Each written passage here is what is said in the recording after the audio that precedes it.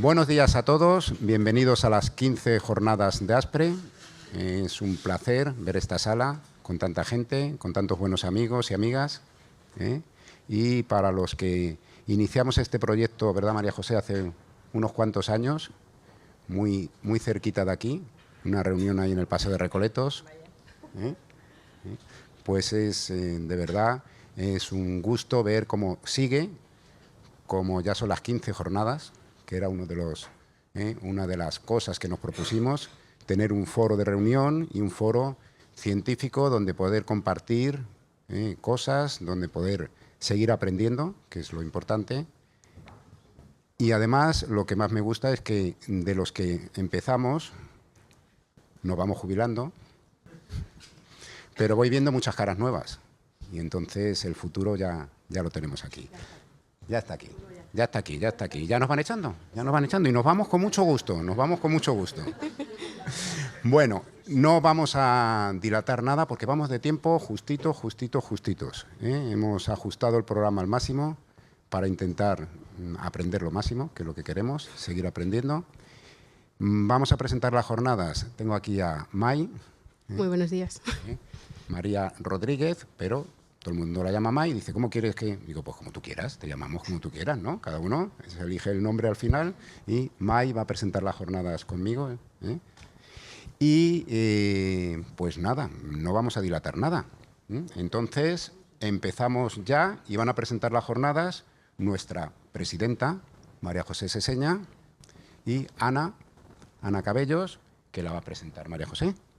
Venga, pues entonces, al lío. Venga.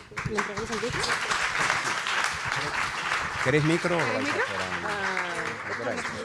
Sí, claro. Sí, claro.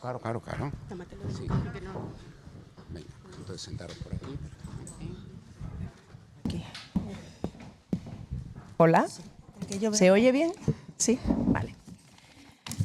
Bueno, pues bienvenidas y bienvenidos a las 15ª jornadas de ASPRE. Antes de nada, quiero, aunque sea muy brevemente, agradecer a la entidad que nos acoge, a la obra social La Caixa. Es la tercera vez que hacemos una jornada en instalaciones de esta entidad y puede que no sea la última. Así que muy agradecida a la obra social La Caixa.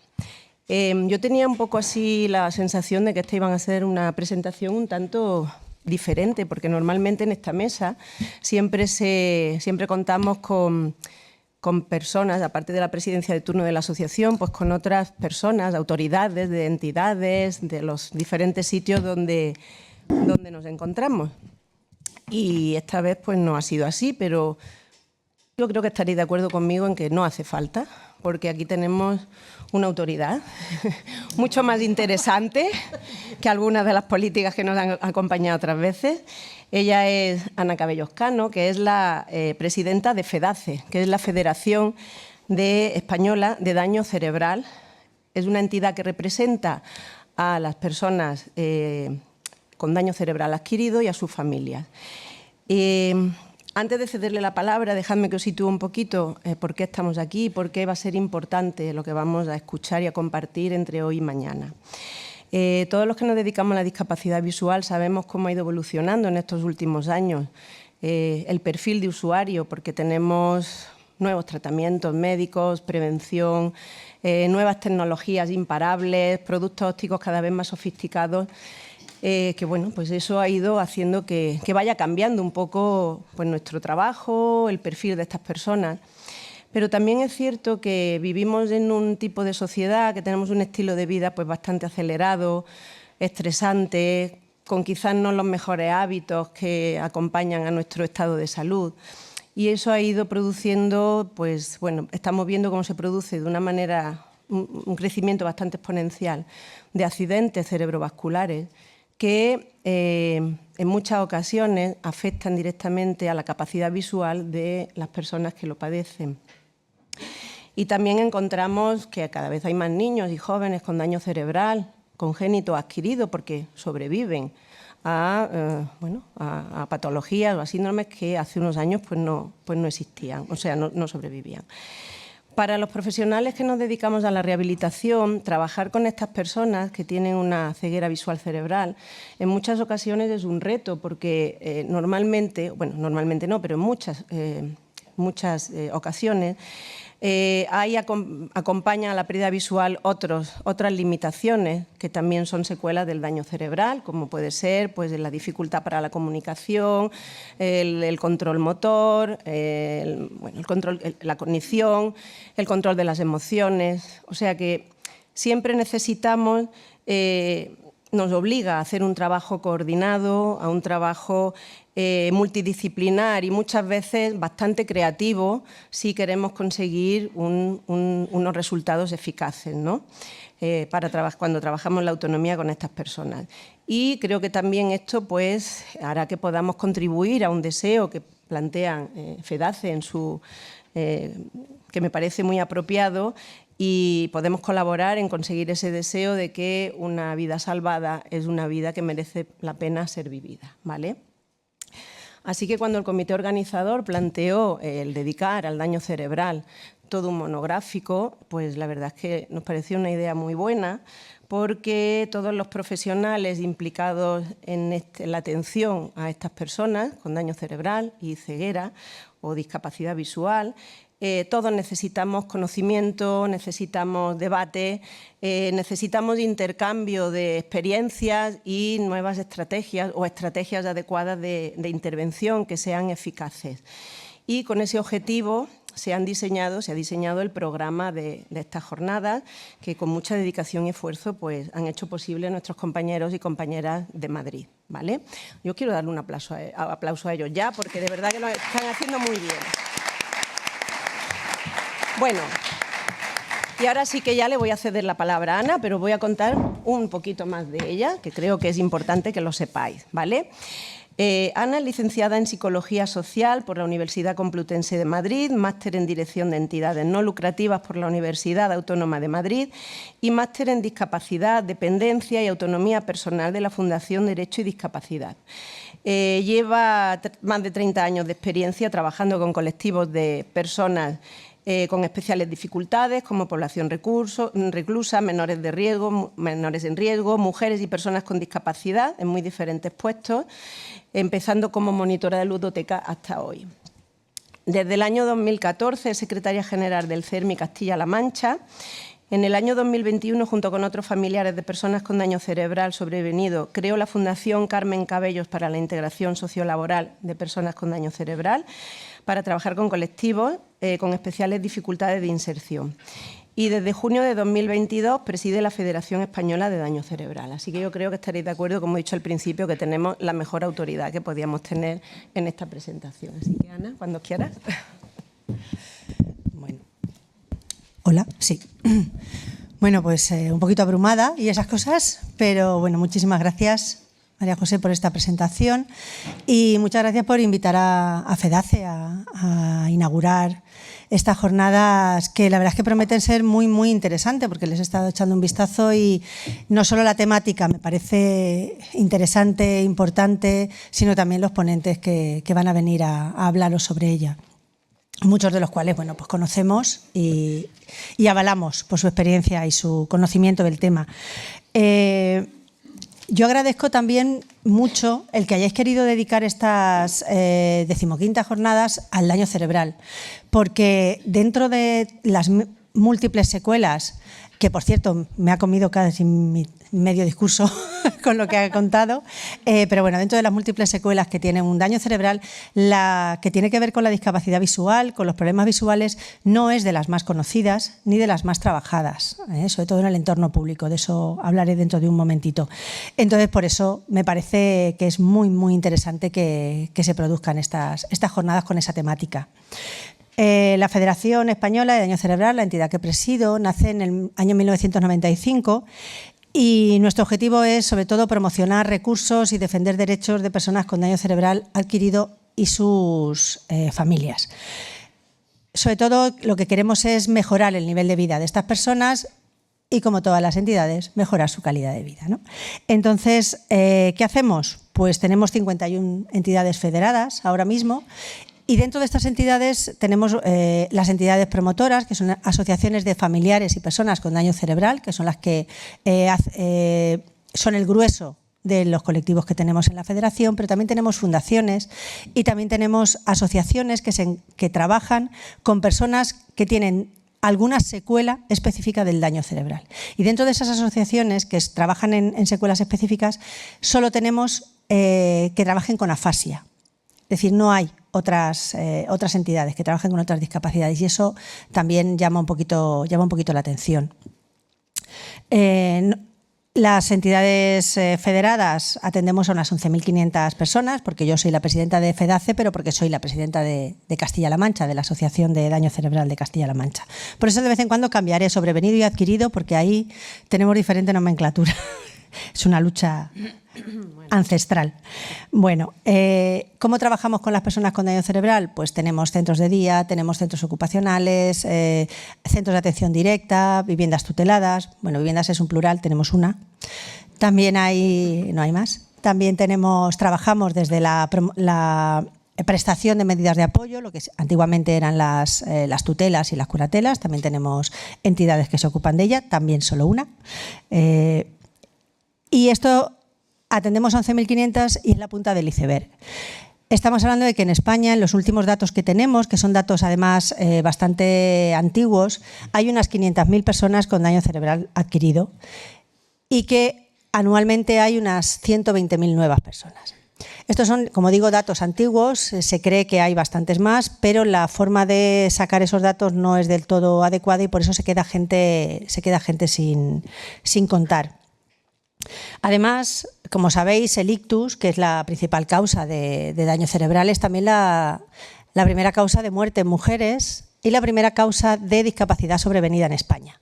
Es decir, estamos hablando de algo bastante importante que además está aumentando, pues por lo que ha dicho María José, ¿no? Está aumentando porque cada vez hay gente más joven que tiene ictus, se están empezando a dar, bueno, ya llevamos un tiempo, pero ahora están sobre todo saliendo mucho a la luz ictus en niños.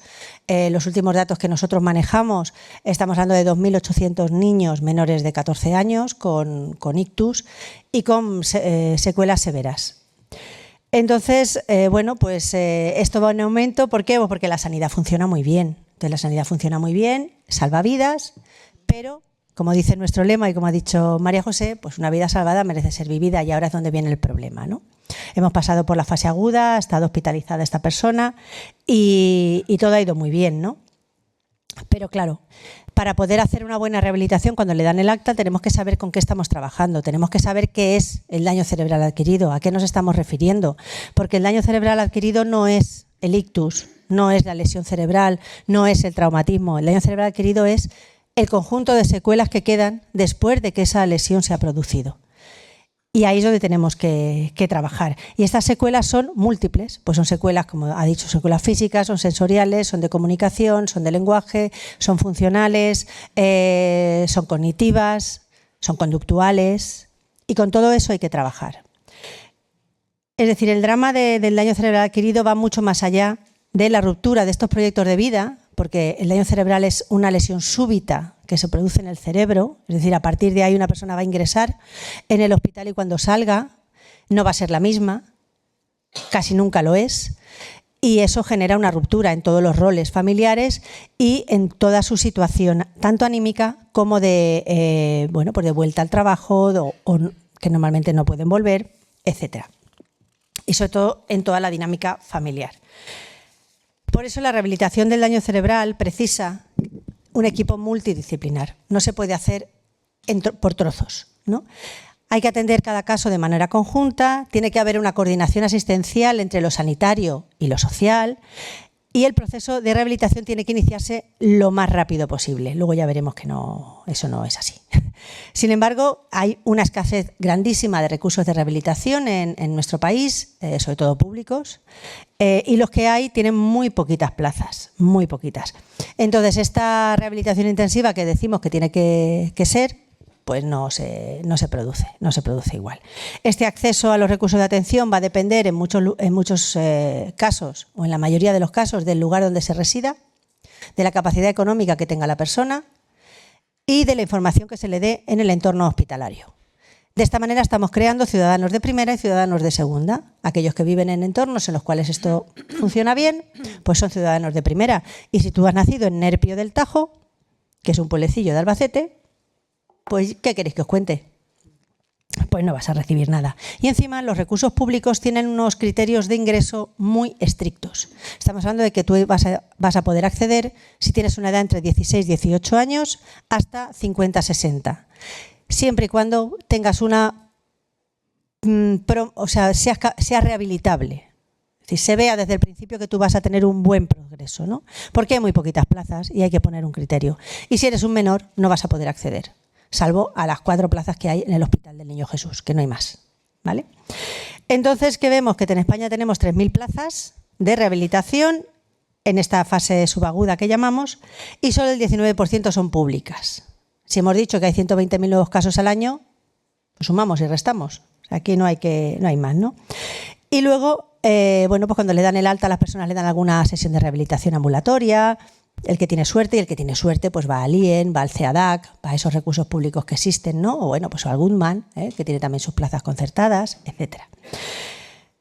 Pero ¿qué pasa? Que luego esta rehabilitación, hemos dicho que para la fase aguda, cuando te da un ictus, siempre lo sabemos, ¿no? Tenemos que ir corriendo a que a nivel sanitario ese tiempo es vital. Pues en la rehabilitación pasa lo mismo. ¿Y qué pasa? Que te dan el alta en el hospital y hasta dentro de 3 meses tú no vas a ingresar en el recurso. Esos 3 meses son perdidos. Y la plasticidad cerebral pues también tiene sus momentos, ¿no? Entonces hay que darse un poquito de prisa y eso tampoco sucede. Y luego el tiempo de rehabilitación intensiva, que es muy escaso. Al haber muy poquitas plazas, pues en cuanto tienes una pequeña mejoría te van a dar el alta. Son 3 meses, 4 meses, cuando se sabe que mínimo de 8 o 9 meses sería lo ideal para empezar a pensar en el alta, ¿no? Y luego lo más importante, y es que no hay una regulación ni una protocolización de cómo tiene que ser esa rehabilitación y qué profesionales son los que tienen que estar integrados dentro de esa rehabilitación. Aquí cada comunidad autónoma y en muchísimos casos cada provincia hace de su capa un sayo y hace lo que considera más oportuno, lo que le permiten sus recursos o como queráis llamarlo, ¿no? Volvemos otra vez a ciudadanos de primera y ciudadanos de segunda. Y lo que decíamos antes, que cuando tenemos que hacer una rehabilitación de un daño cerebral no podemos hablar ni podemos hacer rehabilitación solo de una parte, ¿no? Por ejemplo, si hablamos, en vuestro caso, de una rehabilitación de una deficiencia, una discapacidad visual, no podemos pensar solamente en que tiene un problema visual, sino que tenemos que pensar que tiene además añadido un montón de secuelas que van a afectar a esa rehabilitación y que van a afectar a cómo voy a trabajar yo con esa persona. Por ejemplo, y es un caso real, nosotros hemos tenido una persona que ha estado rehabilitándose en un centro público durante 6 meses y hasta que no le han dado el alta y ha vuelto a su casa no se han dado cuenta que no ve bien. Es que es un caso, reconozco mi completa ignorancia acerca de muchas fases de la parte de rehabilitación visual, sobre todo porque para mí ha sido un descubrimiento esta asociación y lo que hacéis, un total descubrimiento que me va a encantar poder trasladar a mi gente. Pero con este caso en concreto me he quedado, o sea, entendían que su problema era un problema cognitivo, de percepción, pero no que tenía un problema visual. En cuanto se han puesto en marcha, es verdad que gracias a la ONCE se han puesto en marcha y ya se han puesto a trabajar sobre eso, pues ha mejorado bastante. No voy a decir que ahora sea, pero ha mejorado muchísimo. Entonces, por eso digo que la interrelación del equipo multiprofesional, el que diferentes actores puedan integrarse dentro de este equipo y profesionales que tienen, a lo mejor que pensamos que las secuelas, en este caso las visuales, no son muy corrientes, con lo cual a lo mejor introducir un técnico rehabilitador en un equipo sea como pasarnos de frenada. Bueno, pues a lo mejor al principio no lo vamos a meter, aunque luego veremos que sí, porque según mis datos y lo que he visto, 2/3 partes de las personas con daño cerebral tienen problemas visuales, con lo cual no estamos hablando de 4 o 5, pero por lo menos que los tengamos ahí como asesores, ¿no? Como decir, oye, que pasen, ¿no? Que pasen la evaluación también por ellos. Entonces, con todo esto, ¿qué es lo que vengo a decir? Que aparte del problema de rehabilitación que hemos comentado, de escasez de recursos, de tiempo de rehabilitación, de tiempo de comenzar esa rehabilitación, estamos hablando también de un problema de falta de profesionales especializados. Todos conocemos, bueno, ¿quién tiene que venir? Un médico rehabilitador, un fisio, un logo, pero todos estos profesionales tienen que ser especialistas en daño cerebral. Tienen que saber de qué estamos hablando, tienen que ser especialistas en neurológicos y tienen que tener en cuenta que esa persona puede tener cosas que en un principio no se te ocurren, pero que a lo mejor tiene que pasar por una buena valoración para poder detectar todas aquellas secuelas que va a tener o que tiene en este momento para poder valorarlo. Entonces, todo esto, es verdad que nosotros tenemos personas dentro de nuestros centros que tienen discapacidad visual o que tienen problemas de baja visión o que tienen algún tipo de problemática de este tipo, y en ningún momento en los cuadros que se nos aparecen y que nos comentan desde la sanidad pública o desde algunos centros privados se tienen en cuenta los técnicos de rehabilitación visual absolutamente para nada. ¿Cuál es la relación que tenemos nosotros con ellos? Pues a través de ONCE. Siempre que haya un problema visual de algún tipo, nosotros derivamos, oye, acércate, vete a hablar con ellos, porque además tenemos acuerdos firmados con ONCE, y que ellos ya, bueno, pues te diagnostiquen, te vean y empecemos a trabajar. Y eso está muy bien. Sí, yo no digo que no, pero yo creo que son figuras que deberían formar parte de el catálogo o del personal o del equipo multiprofesional que tengan los servicios públicos de rehabilitación, ¿no? Entonces yo creo que es una figura a reivindicar que es bastante desconocida, que yo me voy a encargar también de que se conozcan entre las entidades, porque he de reconocer que no son excesivamente conocidos.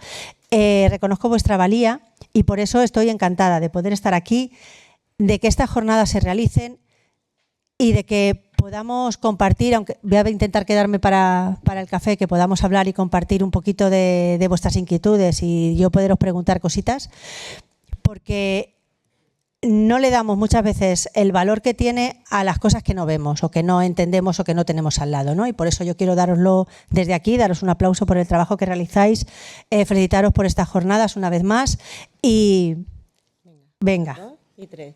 Y quedan inauguradas las 15ª jornadas de ASPRE.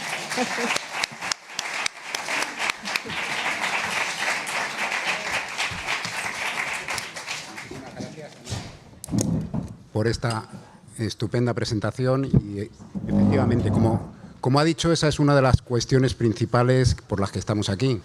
El desconocimiento, la falta de protocolización, la falta de método para abordar la rehabilitación visual en todos los ámbitos de la deficiencia visual cerebral.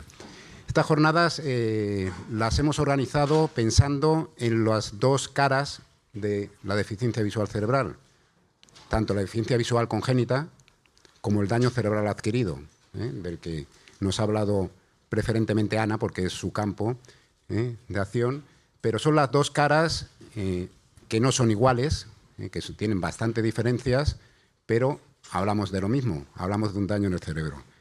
Y vamos a empezar rápidamente, porque ya vamos tarde para empezar.